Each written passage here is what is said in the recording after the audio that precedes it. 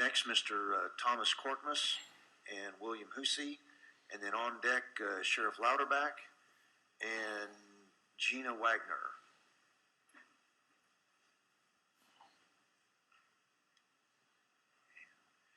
And Mr. Korkmas, if you would, y'all state y'all's name and who you represent for the record, and then if Korkmas, you would start. Yes, thank you. My name is Thomas Larry Korkmas. I represent myself. I also represent an organization in Texas called Texans for Immigration Reduction and Enforcement, which was started by legal immigrants who got tired of the situation as it is. I come here today to speak in favor of this bill, and the reason why is because we have identified a number of things that could be addressed by an interstate compact. One of them has to do with interstate compact. One of them has to do with interstate human trafficking. Now, there's already a federal law called the Mann Act, and I did bring copies of this information. Sorry for not passing that out earlier. But I brought a copy of the Mann Act, which is an old federal law which prohibits the trafficking of male and female prostitutes. People forget about something about prostitution. Today, prostitution is not just women, it is men also. And so they bring these folks in. We also would like to see something that would control the expansion of transnational gangs in the United States, because we are seeing evidence of them in Houston. We also find that gangs appear to have accessed classified and security-sensitive locations such as refineries, industrial plants, and shipyards. And there's also been a failure to share information and data with our sheriff's departments and other law enforcement by federal agencies, and sometimes by other state agencies. And then there's a matter of voter fraud.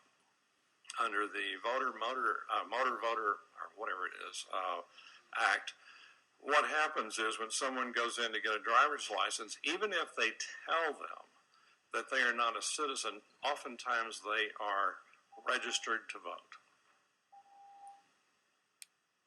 Yeah, thank you. Yes, thank you, Mr. Korkmas. Would like to ask you a couple of questions. Is there any problem in Texas with tracking individuals involved in human trafficking? We heard from Agent Garza that we do have a catch and release program. If they have less than 6, they're turned loose. But other than that, in addition to that, what do we do? Can we track that business? Can we track human trafficking? Yes. But it's not very well, because what happened is we don't really know the identities of the females or the males who are being trafficked. And one of the things that might be useful that could come out of an interstate compact is a way to track what happens to the victims of human trafficking. There are programs for them under current law where they can apply for UNT visas, is what they are called. And the T is for trafficked people. And so these visas are provided for them so that they can stay in the country, because if they go back to where they were captured, they face death. And also the families sometimes reject them because they are not considered to be worthy of marriage in the countries from which they came from. Thank you. What about cartel gangs? How are we at tracking them, and have you seen any indication that the gangs are infiltrating any of our law enforcement organizations? Yes, in Houston, this past week, it was announced that a particular policeman had been arrested and charged with selling weapons to Los Zetas, along with automobiles and some other issues. Now, I'm not willing to give you his name here simply because until he has gone through trial, I think it's improper to put him in a public setting as far as a record. Innocent until proven guilty are national standards. Yes. So I don't want to name him, but the fact of the matter is we have this problem. We have had this problem.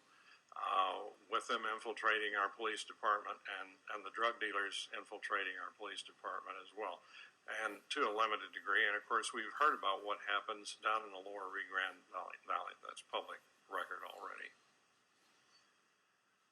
What about providing information to local officials, police departments? You know, it's well established. I don't think there's any argument, question anybody has that the federal government has a very active catch and release program of criminals, not just people here that have crossed the border, but criminals who have actually committed crimes being turned loose in communities.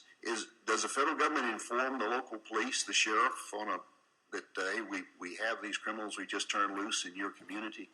I think there are a few sheriffs here today, and they might be a better person to ask. However, I did include in the package that I gave you a statement from Sheriff Babo of Pinal County in Arizona that people are being dropped loose in his county, and he is not being informed when these criminal aliens are being dropped off there.